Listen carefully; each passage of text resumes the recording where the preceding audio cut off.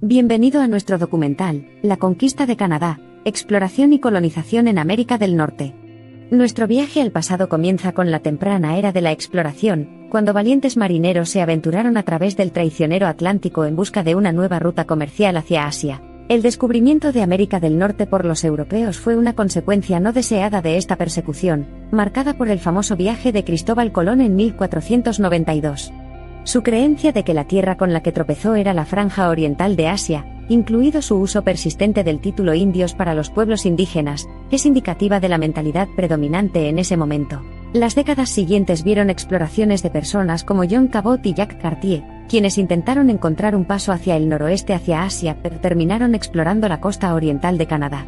En 1604, Samuel de Champlain estableció el primer asentamiento europeo permanente en Canadá, la ciudad de Quebec, marcando el comienzo de una nueva era. Sin embargo, el interés europeo en Canadá era más que una simple búsqueda de un paso hacia el este. La vasta tierra ofrecía una gran cantidad de recursos naturales, suelo potencialmente fértil y animales con pieles aparentemente interminables. Así, los exploradores pronto fueron seguidos por comerciantes, que buscaban cosechar los beneficios de esta nueva frontera. Los franceses exploraron y desarrollaron el interior de Canadá en una serie de giras exploratorias, mientras que los británicos se centraron en establecer y fortificar las colonias en la costa atlántica. Esta división de intereses provocó una serie de conflictos entre estas dos potencias, que culminaron en la poderosa Guerra Francesa e India. El Tratado de París de 1763 marcó el principio del fin de Nueva Francia. Canadá, con todas sus dependencias, fue cedida a Gran Bretaña por Francia. El destino de Canadá cambió irrevocablemente, y los británicos implementaron una serie de políticas para consolidar su dominio en los territorios recién adquiridos. Una de esas políticas fue la Ley de Quebec de 1774, que permitía a los católicos practicar su religión, protegía el idioma francés y utilizaba la ley civil francesa dentro de la provincia de Quebec. Por lo tanto, los canadienses franceses llegaron a aceptar el dominio británico, lo que llevó a la Revolución Americana en 1776. La Guerra de Independencia de los Estados Unidos se convirtió en uno de los acontecimientos más importantes en la historia de Canadá. Miles de leales emigraron de las 13 colonias a Canadá, sentando las bases para el establecimiento del Alto y Bajo Canadá. La Ley Constitucional de 1791 dividió oficialmente Canadá en estas dos colonias distintas. Incluso cuando la población de Canadá creció, se estaba produciendo otro acontecimiento significativo en el norte. Los puestos comerciales que la Compañía de la Bahía de Hudson había establecido a principios del siglo XVII habían crecido en tamaño y alcance. Una carta real de 1670 otorgó a la empresa un vasto territorio, Rupert's Land, un área que eventualmente comprendió el actual Canadá, gran parte de Manitoba, Saskatchewan, Nunavut y partes de Alberta y Ontario. El siglo XIX provocó importantes cambios políticos en Canadá. Después de la Guerra de 1812, en la que las fuerzas británicas rechazaron una invasión estadounidense, el pueblo de los dos Canadá comenzó a pedir un gobierno más representativo. Esto llevó a la aprobación del Acta de Unión en 1840, incorporando el Alto y el Bajo Canadá a la provincia de Canadá con un solo gobierno. Mientras tanto, en el oeste, Edmonton se convirtió en un importante puesto comercial regional. La Ley de América del Norte británica de 1867 sentó las bases para el dominio de Canadá, un dominio autónomo dentro del Imperio Británico. En 1870, el nuevo gobierno canadiense compró el vasto territorio occidental a la Compañía de la Bahía de Hudson, lo que condujo a la formación de las provincias de Manitoba y los territorios del noroeste. A medida que aumentaba la población canadiense, el Canadian Pacific Railway fue diseñado para unir el joven país de este a oeste y permitir una inmigración masiva.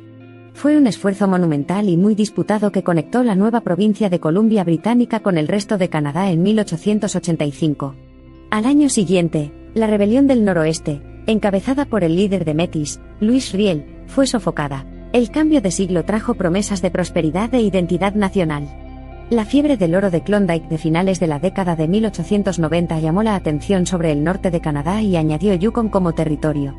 A principios del siglo XX, la lucha por el sufragio femenino cobró fuerza y Alberta, Saskatchewan y Manitoba se convirtieron en las primeras provincias en conceder el voto a las mujeres. La Primera Guerra Mundial se libró en el contexto de la unidad nacional y el bilingüismo.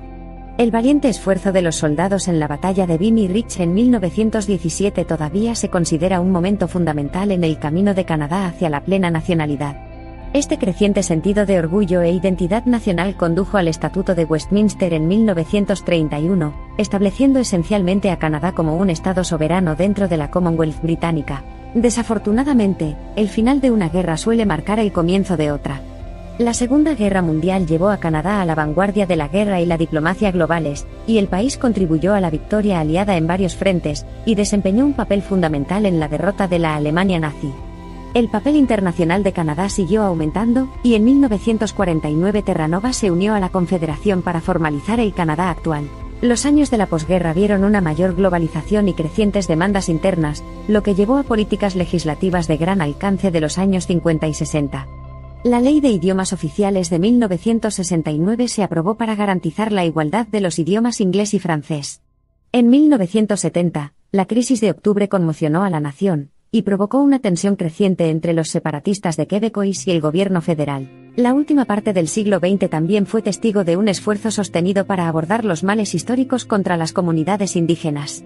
La Ley India de 1985 buscó alterar sus prácticas culturales y asimilarlas a la sociedad en general.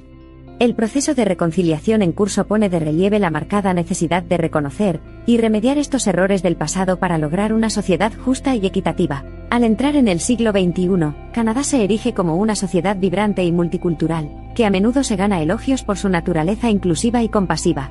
Es este carácter nacional en constante evolución, y la búsqueda de valores compartidos lo que hace de Canadá un estudio de caso convincente para los esfuerzos de construcción nacional en todo el mundo. Nuestro viaje narrativo de la conquista, exploración y colonización de Canadá enfatiza la transformación continua de una tierra y su gente. Las mareas sísmicas de la historia han convertido a Canadá en lo que es hoy, y también brindan importantes lecciones y conocimientos para el futuro. Si bien los capítulos de exploración y colonización de la historia canadiense tienen profundas implicaciones, la narrativa está lejos de estar completa. A medida que continuamos descubriendo y agregando capas a esta narrativa, asumimos la oportunidad y la responsabilidad de reconocer el pasado, participar críticamente en nuestro presente y dar forma a nuestro futuro compartido. Así, la narrativa de la conquista, exploración y colonización de Canadá sirve como testimonio y advertencia del poder transformador que tiene la historia. Al examinarlo de manera integral y reconocer sus diferentes facetas, podemos evitar repetir los capítulos más oscuros de nuestro pasado y al mismo tiempo celebrar la resiliencia, la diversidad y la sociedad inclusiva en la que se ha convertido Canadá.